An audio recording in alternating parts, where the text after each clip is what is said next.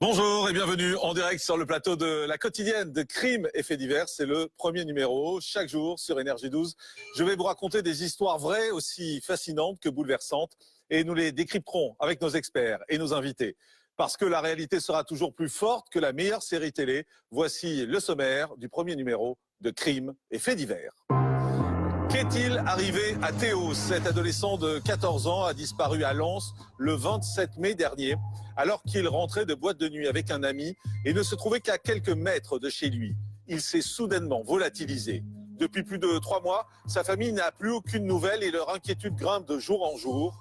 Malgré de nombreuses recherches effectuées dans le secteur, l'adolescent reste introuvable. Alors, a-t-il été victime d'un accident? A-t-il été enlevé? Nous allons vous raconter cette enquête très complexe et l'avocat de la famille sera en direct sur notre plateau pour lancer un appel avec Kevin, également son frère. Dans cette quotidienne de Crimes et Faits divers, je vous l'ai dit, je vais vous raconter l'histoire de Théo, un adolescent de 14 ans qui a disparu il y a maintenant 3 mois à Lens, dans le Pas-de-Calais. Sur ce plateau, avec nous en direct, Maître Zakenoun, l'avocat de la famille. Bonsoir Maître. Merci d'être avec nous. Avec vous, on va essayer de voir où on en est dans cette affaire, essayer de comprendre la psychologie de chacun. Vous cherchez à savoir ce qu'est devenu Théo et on espère pouvoir vous aider également avec cette émission. Vous l'avez compris, ses proches remuent ciel et terre pour le retrouver, mais vous allez voir que l'enquête va se révéler extrêmement difficile.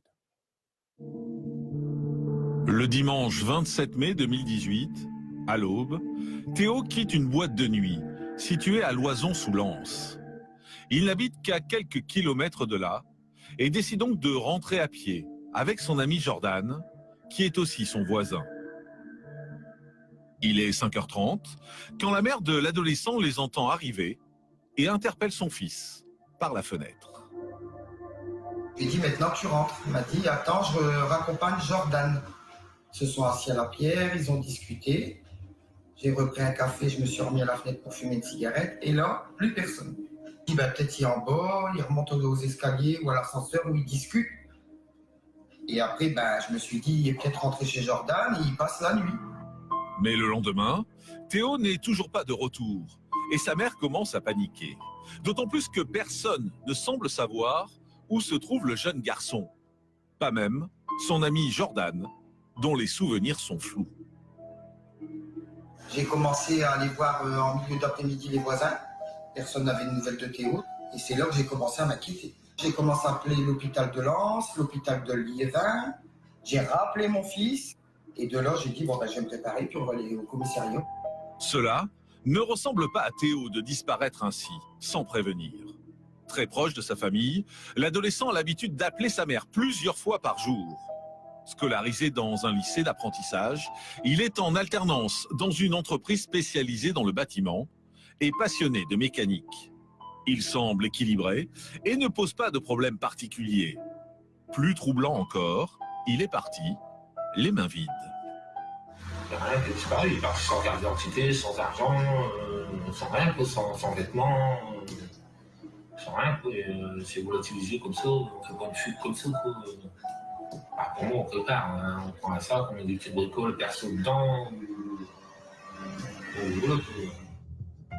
Les policiers de Lens prennent tout de suite la disparition de Théo au sérieux. Ils lancent un appel à témoins et étudient la téléphonie du jeune garçon.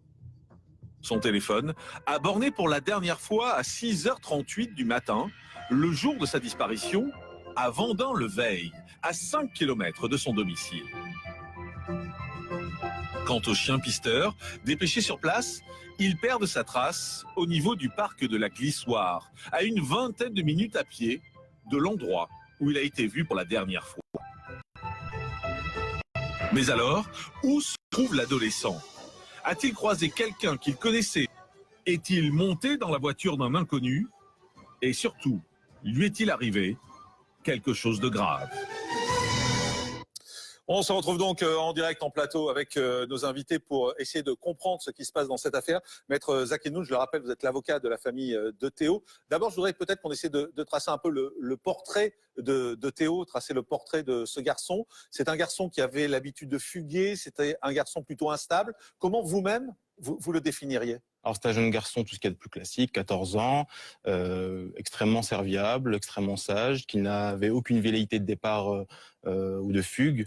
D'ailleurs, quand on analyse la téléphonie, on n'a aucun élément qui nous laisse présupposer qu'il avait envisagé une fugue. Alors, on a une personne qui est travailleur, puisqu'il est, comme vous l'avez rappelé, en alternance, qui devait, à partir de septembre, être en alternance dans le bâtiment. On n'a aucun élément qui nous laisse présupposer à une fugue dans ce dossier. C'est-à-dire que c'est un choc total pour la famille, c'est un choc total pour son frère, hein, qui sera en direct avec nous Voilà, tout à l'heure également. Personne n'a de piste, personne n'a d'hypothèse. Alors, on n'a pas d'éléments sur une fugue. Après, il y a des hypothèses qui sont creusées par la police judiciaire, par le juge d'instruction en charge de ce dossier. On a un certain nombre d'investigations qui sont réalisées. On attend des retours. Maintenant, je ne rentrerai pas dans le détail de ce qu'est ce dossier d'instruction, mais je sais que l'ensemble des diligences et des investigations techniques ont été réalisées, et ce, dès le départ, puisque ce dossier a été pris au sérieux par la police judiciaire, et ce, dès le départ. Très vite, la police judiciaire a bien fait son travail, c'est important de le dire, et a bien enquêté et analysé sur ce qui se passait. Alors, on n'a pas eu énormément d'éléments qui ont filtré au départ de cette enquête, et c'est pour cela d'ailleurs que la famille m'avait saisi. J'ai appris qu'il y avait une juge d'instruction qui était saisie dans ce dossier, et en consultant, puisque j'y ai accès dorénavant, j'ai vu que la police judiciaire avait, dès le départ, réalisé l'ensemble des investigations qui s'imposaient, des investigations techniques également, des auditions, et que la juge d'instruction en charge de ce dossier, qui est parfaitement compétente, a procédé à diverses commissions. On attend les retours des investigations, mais en tout état de cause, le travail est fait et la famille attend sereinement et tranquillement le retour de ces investigations. Alors, on va revenir sur la psychologie de Théo. Avec nous, nos experts comme tous les jours, c'est Sabrina Philippe, psychologue, vers qui je me tourne pour commencer. Parce que Sabrina, qu'est-ce qui peut se passer dans la tête de 14 ans? Imaginons, alors on est obligé de faire plusieurs hypothèses, bien évidemment. Donc, si c'est un enlèvement, s'il lui arrivait quelque chose de dramatique, et là, sa psychologie n'a pas beaucoup d'importance, mais s'il a décidé de fuguer, qu'est-ce qui, à 14 ans, peut pousser un garçon à fuguer? Déjà, pour qu'un garçon fugue, il y a un contexte en général. C'est-à-dire qu'il y a un contexte de conflit familial qui, même s'il est masqué sur le démarrage, finit toujours par apparaître. Il apparaît par des échanges SMS, ou les proches qui vont finalement dire que dans la famille, ça ne se passait pas bien. Et puis, il y a une préparation à ce départ. Souvent, un jeune qui part prévient quand même au moins un proche, au moins un. Si ce n'est que ce soit un autre qui l'entraîne. C'est-à-dire qu'on a parfois, malheureusement, des mauvaises rencontres. L'adolescent va être face à quelqu'un qui l'incite à quitter le domicile. Mais on ne quitte pas le domicile, en effet, comme ça, brutalement. Et c'est pour ça que je crois que les investigations n'ont pas abouti en ce sens. Oui, en tout cas, vous nous confirmez, il n'y avait pas de conflit familial sous-jacent, il n'y avait pas de problème sous-jacent dans la vie de Théo. Il n'y avait pas de conflit sous-jacent. D'ailleurs, on ne quitte pas brusquement à 5h30 du matin. Lorsqu'on veut fuguer, on ne sort pas en discothèque la veille pour fuguer à 5h30 le lendemain matin. Maître Delphine Meillet, vous êtes avocate pénaliste, je le rappelle. De quels moyens dispose la justice dans des cas de disparition de jeunes comme ça? Parce que moi, ce qui me surprend, c'est qu'aujourd'hui, on est en 2018. Quand même, on a des moyens technologiques incroyables. On s'est borné les téléphones, on s'est retrouvé les gens. Et là, tout à coup, on nous dit, ce garçon, il a 14 ans, et il a totalement disparu. Est-ce que la police a assez de moyens? Est-ce que la police a les moyens d'investigation? Manifestement, dans votre dossier, dans ce dossier-là de Théo, on a fait tout de suite une déclaration de disparition inquiétante, puisque toutes les investigations ont été mises en œuvre dès la déclaration au commissariat de la disparition. Donc, disparition inquiétante signifie tout ce qui est à la disposition de la police pour rechercher ce jeune, en l'occurrence des battus, en l'occurrence des appels à témoins, des investigations téléphoniques, évidemment on commence par ça, des investigations sur Facebook, sur tous les réseaux sociaux, ça fonctionne aussi très très fort comme ça. Mais il faut savoir qu'en France, il y a 50 000 disparitions par an. 50 000, c'est beaucoup. Et sur ces 50 000, disparitions de mineurs. On a 49 000 fugues. Et on a 1000 disparitions inquiétantes. Donc certaines procédures sont ouvertes en disparition inquiétante, où on met toutes les investigations en œuvre. Et ensuite, finalement, ça se réduit puisque le jeune finit par rentrer chez lui et c'est bien tant mieux. Juste d'un mot, maître, parce que j'y pense, est-ce qu'on a retrouvé par exemple les papiers, le passeport de ce jeune homme chez lui, ou est-ce que ça a disparu? Parce que ce serait un signe assez fort quand même de fugue si par exemple son passeport a disparu. Alors, ses papiers d'identité étaient à son domicile, hein, donc il avait pas. Donc il n'est pas parti. Il n'était pas en possession de ses papiers d'identité. Alors, si vous disposez d'informations sur ce dossier pour aider la famille de Théo, je voudrais vous donner un numéro de téléphone, c'est celui de la PJ de Lille qui reçoit tous les témoignages. Le numéro s'affiche en bas de l'écran, c'est le 03 20 30 37 25, 03 20 30 37 25, parce qu'aujourd'hui, vous l'avez compris, on est à plus de 3 mois après la disparition de Théo. Toutes les hypothèses restent envisageables malgré les moyens déployés. Aucune piste sérieuse ne se dégage, mais la famille ne baisse pas les bras. À Lens, les jours et bientôt les semaines passent. Mais Théo ne réapparaît pas. Désespérés, ses proches offrent une récompense à quiconque pourra leur fournir des informations.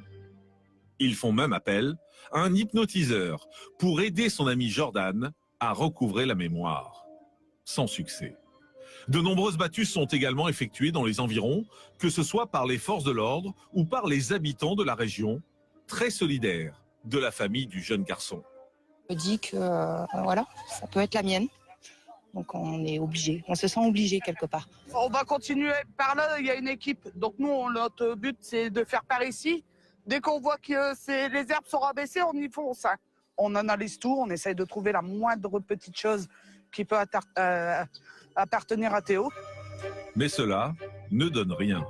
Et au fur et à mesure que le temps s'écoule, l'espoir de retrouver Théo vivant s'amenuise. Ses proches se sentent impuissants. Ça va encore continuer, la mobilisation elle est grande. Et je voudrais aussi passer un message à la mairie de Lens, au monsieur le maire de Lens, comme quoi il pourrait faire quelque chose tout au moins sur les panneaux publicitaires ou mettre une affiche sur la mairie, quoi, parce que bon, il n'y a pas grand chose de fait. Quoi. C'est mon ressenti. Les enquêteurs semblent dans une impasse. Pourtant, progressivement, les hommes de la police judiciaire de Lille, désormais en charge de l'affaire, privilégient la piste criminelle. La famille de l'adolescent, elle, en est persuadée. Théo a dû faire une mauvaise rencontre. Une chose est sûre, sa famille ne renoncera pas avant de connaître la vérité. Et cette vérité, bien évidemment, toute la famille se bat pour la connaître. Vous l'avez compris, nous sommes en direct avec Kevin, c'est le frère de Théo. Kevin a 23 ans. Bonjour Kevin. Bonjour. Merci beaucoup d'être en direct avec nous. Je sais que c'est difficile et délicat pour vous de parler de cette affaire parce que vous êtes très touché par ce qui se passe. Vous êtes très touché par la disparition de votre frère. Aujourd'hui, vous êtes dans quel état d'esprit ? On est toujours à la recherche et on commence à être fatigué. C'est-à-dire nerveusement, ça commence à peser pour vous ? Ouais, c'est ça, ouais. On commence à être un peu à bout, de rien trouver et pas avoir de piste. Qu'est-ce que vous vous dites, Kevin, vous, quand vous êtes seul, qu'est-ce que vous pensez au fond de vous-même ? Qu'est-ce qui a pu se passer, vous qui connaissez bien votre frère, forcément ? Pour moi, c'est pas une fugue. Ça devrait être soit qu'il a rencontré quelqu'un, on ne sait pas en fait s'il a monté quelqu'un ou un ami à lui, on ne sait pas en fait. Vous les connaissiez, ces amis ? Vous aviez des contacts avec eux ? Votre frère est jeune, hein, il avait 14 ans, je le rappelle. Ouais, c'est ça, ouais. On a quelques contacts, mais bon, après on a essayé de chercher aussi de notre côté, mais bon, ça n'a rien donné. Vous étiez proche de votre frère ? Ouais, on était très proches, ouais. Donc c'est pour ça on se dit que c'est pas une fugue, il y avait pas on savait jamais engueuler, même mes parents. Donc parce que vos parents disent quoi ? Vos parents au départ pensaient que c'était une fugue ? Au début on pensait qu'il était parti faire une soirée et qu'il serait revenu peut-être le lendemain, mais après quand on a vu que ça a commencé, on n'avait pas de nouvelles, on s'est dit il a dû arriver quelque chose. On l'a vu, il y a une forte mobilisation autour de votre frère, autour de ce qui a pu se passer. Vous êtes touché par cette mobilisation de ces gens que vous ne connaissez pas forcément ? Ouais, non, on est touché, hein, qu'on est soutenu quand même par pas mal de monde. Donc c'est bien quand même. On a beaucoup annoncé qu'on allait parler de la disparition de votre frère, de la disparition de Théo. Si jamais il est devant la télé, si jamais il vous regarde, c'est ce qu'on peut espérer de mieux, j'ai envie de lui dire. Qu'est-ce que vous auriez envie de lui dire? Bah, de lui dire qu'il nous appelle, même s'il y a quoi que ce soit, qu'il nous appelle, qu'il se débrouille pour trouver quelque chose pour nous joindre et puis qu'on puisse l'aider. Et puis qu'il manque à mes parents. Énormément. J'imagine. Merci beaucoup, Kevin. Merci d'avoir été avec nous, d'avoir fait cet effort. Hein. Je rappelle, vous avez 23 ans, vous êtes le frère de Théo qui a disparu. Toute cette mobilisation, maître, ça n'a rien donné? Ça n'a rien donné? Alors cette mobilisation, malheureusement, elle n'a pas donné grand-chose. Il faut saluer les initiatives individuelles puisque voilà, il y a énormément de personnes qui sont mobilisées, qui ont organisé des battues sauvages. Après, ce qu'il faut aussi préciser, c'est que des fois, il peut y avoir une contrariété avec les investigations techniques de la police judiciaire. C'est-à-dire que des fois, ça peut gêner le travail de et c'est le cas. Et ça aurait pu être le cas puisqu'on a eu des battues sauvages qui ont été organisées dès le lendemain, dès le surlendemain, sachant qu'il y a une battue officielle faite par les enquêteurs avec...